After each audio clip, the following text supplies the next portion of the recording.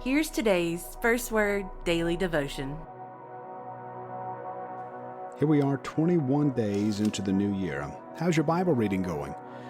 I hope that you've been right with us the whole time reading, and if not, that's okay. It's never too late to start. January the 21st, we focused our attention today on Genesis chapter 36. And it's important for us now, 33 some odd chapters removed from Genesis 3, to remember that we are in a post-Genesis 3 world. That is, our world is a fallen world, and so we have a enmity between two seeds, between two different ways of life. And so that story is sort of highlighted in what we have in Jacob and Esau.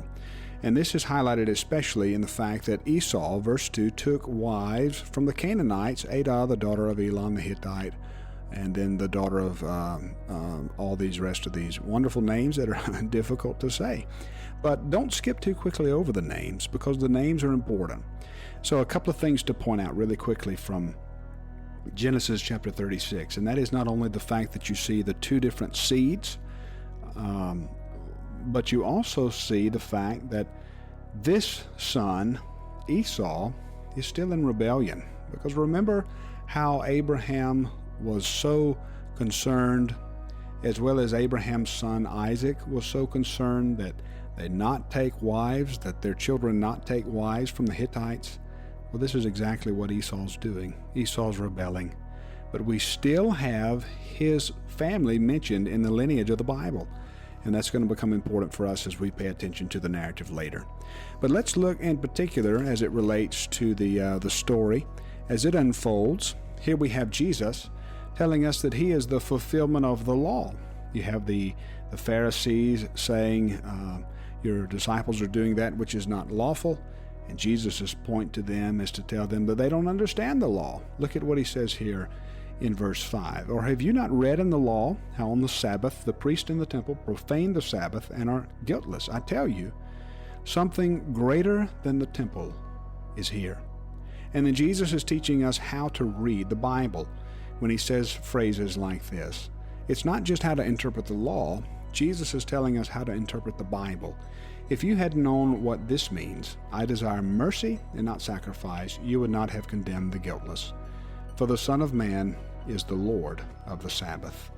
And then verse 14, where the Pharisees went out to conspire against him, how to destroy him.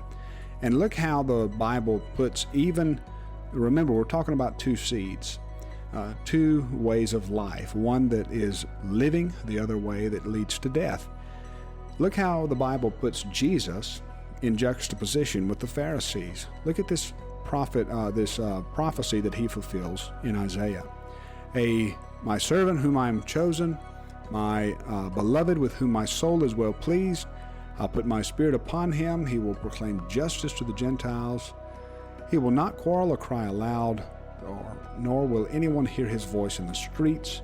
A bruised reed he will not break. Smoldering wick he will not quench, until he brings justice to victory, and in his name the Gentiles will hope.